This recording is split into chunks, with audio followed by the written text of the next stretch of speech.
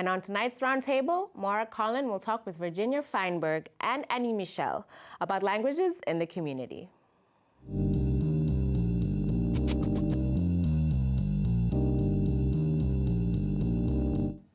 I'm Maura Carlin. Welcome to the Roundtable.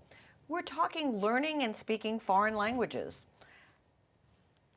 The Larchmont Mamaroneck community is home to many for whom Spanish and French are their first languages, something we may not think about often. But the Mamaroneck Public Schools have a dual language program, and it's expanding. And the French American School is located right here in Mamaroneck. Our guests are Virginia Fineberg, a linguist and language teacher and the founder of Bilateral, which among other things teaches English to Spanish speakers and Spanish to English speakers. We're also joined by Annie Michel, who's taught French as a first language for 18 years. She went on to the French American School of New York, right here in Mamaroneck, and was there about 27 years and retired, but not for long. And she soon went back to teaching at Rye Country Day School, but this time she's teaching French as a second language. Thank you so much for being here. So do you think Americans should learn a foreign language or a second language and learn to read and write it?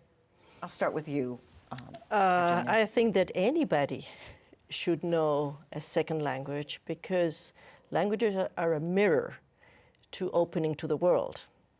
And in a country that, for example, what I know about is Spanish speakers, we have 52 million Spanish speakers. I think that getting to know the language, again, as a step to getting to know and understand their culture, is very enriching for the person who learns. What do you think, Annie? I think it's very important to learn another language. It opens minds, and we can see the kids who learn two languages are much more open-minded to other subjects, and it's important. We are opening our frontier. We have to communicate with the world. So it's very important to be able to speak several languages, at least two. Does it have an impact on the brain? Definitely. The brain is located mainly what's called the Broca area of the brain. And for people who speak more than one language, there's very interesting research being done, according to which not only the Broca area is bigger, but if there's a genetic predisposition, learning a language as an adult might delay Alzheimer's for at least 5 years. Really? Why is that? It's a huge, because it activates parts of your brain and it helps neurons to regenerate. The latest research in neurology reveals that contrary to what was thought before, you were born with so many neurons and that was it, that's not really true. And you can train, like you train your muscles, through learning a foreign language or through learning an instrument. That's another possibility as an adult. So there's a health reason, though, to learn a foreign language. Absolutely. Which language? French, Spanish, something else? Doesn't matter. I don't think it matters. No. I think what matters is the exercise. So do you think that Americans, or those of us born here, should learn a foreign language? For those who come here to live from France or a Spanish-speaking country, do you think they should be learning English? Definitely.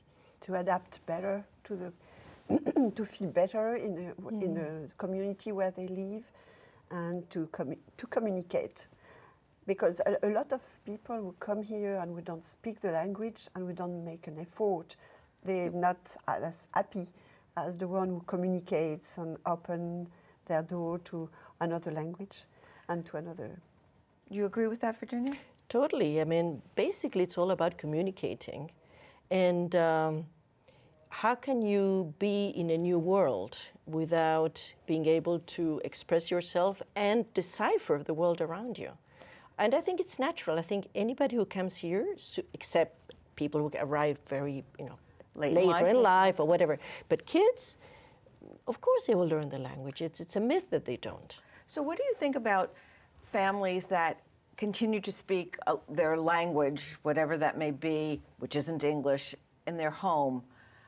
Is that a good idea or a bad idea? I think it's a good idea because the kids can adapt to the situation, and when they're at home they speak French, And when they're outside, they speak English, and they don't like to have an accent. They don't like to show that they are learning, they are French. And that's, I don't know if you saw that, but when I teach, you know, I see the students outside of the class of French, they speak English. And even the one who just arrived, they want to be part of, of their community with the age. Yes, of course. It's. I think we're talking of enriching your own world by speaking two languages, and I think the family is a huge strength for somebody who maintains a language this way. You know, there's something called the abuela factor, meaning a lot of kids who are Spanish heritage speakers. That means they were born here, they speak English, but they have Spanish somewhere around them. They have this grandma who usually doesn't speak English, or they go back to their countries of origin of their parents usually. And this is the abuela factor. They have to speak Spanish or whatever language with the grandmother. And it's wonderful. So many public school districts, there are a number of Spanish speakers, provide translation in Spanish for the families, not so much for the students. Is that good or bad? For the parents? For the parents. Well, if they're in the process themselves of integrating, I think it's wonderful that they are helped to, to understand and be understood. Of course, it's positive, yeah.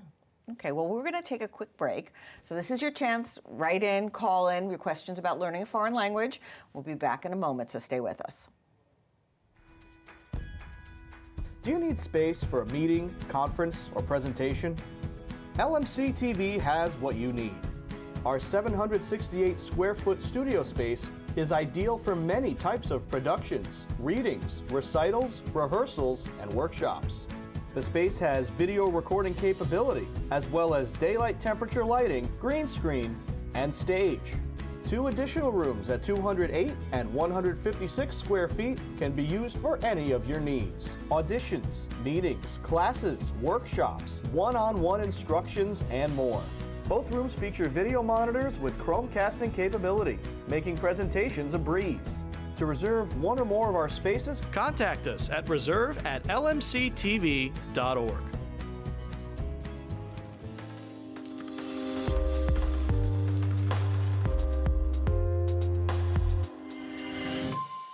LMC TV Media Center is the spot for your next party. Lights, camera, liftoff. The possibilities are endless. Space adventures, video gaming, whatever they imagine, LMC can achieve. Kids of all ages have fun making their own videos in our professional TV studio. LMC TV is the perfect spot for your creative kid to celebrate with friends and make a memory that will last forever in video. Party themes can range depending on their desire. Fun news shows, music videos, stop motion, overall silliness, our cameras can capture it all. Contact us to book a party today. Welcome back. Remember, you can get in your questions about learning a foreign language. Thank you. We're going to continue this discussion. Why is learning a foreign language so challenging for so many? I mean, it seems to freak people out. Oh my God, I got to learn. I know, but I would say that has more to do with the fact of being a native English speaker, because traditionally and historically, there's this thing whereby the world speaks English. That is not true anymore.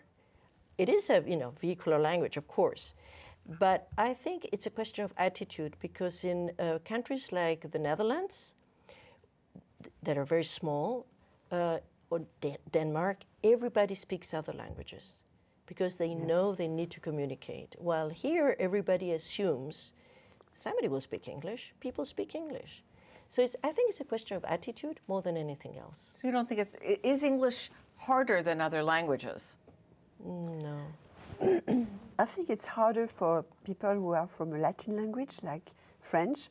It's more difficult to pronounce, it's more difficult to learn, rather than Italian or Spanish. I think it's my... You think French is harder than Italian or Spanish? No. I mean, think all of them English is is more harder difficult than for them. the French to learn this language, because we have a Latin root. Latin roots. The words are so similar, the the sentence construction is similar.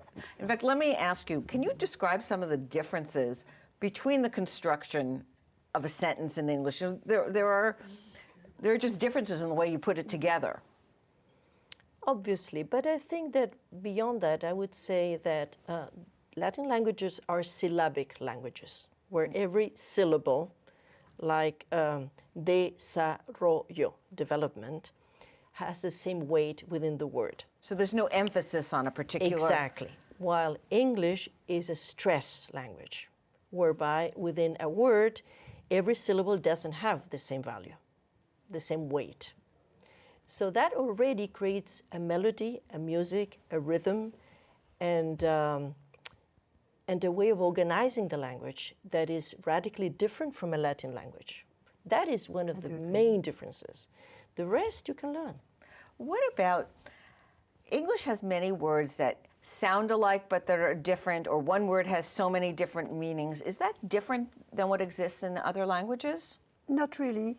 We have words who have several, we call that homonyms, and we have words which have the same spelling but different meaning. So no, I don't think it's very different. No, it's not different. That's the way languages are organized. Yeah. But you know that half of the words you say in English are of Latin or Greek origin. So when you start learning French or Spanish, you know a huge amount of the language. Like the word planet, right? You would say planète in French and planeta in Spanish. You have a word already. And there are many, many, many like that. Yes. So other than perhaps changing our attitude towards it, what are some tips or strategies for learning another language? Start young. I guess I was thinking about learning older, but yes. Why is that, though? Is it because the brain is just absorbing more, or? I think it's a question of ear, yes. When you're a kid, when you're small, when you're in kindergarten, you learn faster how to pronounce, and it becomes more natural quickly. Yes, there are objective reasons, but in neuroscience, where they are researching this now, I would say that in an adult, a huge factor is motivation, because objectively there is less neuroplasticity, less plasticity in your brain. Your memory retention span is obviously, you know, these are objective things that happen even in English. Some of it is just, we just have more to think about. That's, you know, the heart is fuller. Anyway, but you can really compensate a huge amount through motivation. I think that the tip is love the idea of speaking another language, get a good teacher, that helps. There's wonderful material now online. You can learn with songs, you can learn a huge amount. Just turn it into a fun moment, a systematic fun moment. That's what I would do. Go ahead, Annie. Yeah, I can see that really in the school where I'm teaching right now, where it's really, you have to play, you have to interact. You cannot just sit at a desk and do your lesson. You have really to be part of a game, part of an active moment with the students, any age. And that makes it easier to learn if you're actually doing something instead of just studying it. Absolutely. So one last question. We have a number of non-English speaking people who come to here.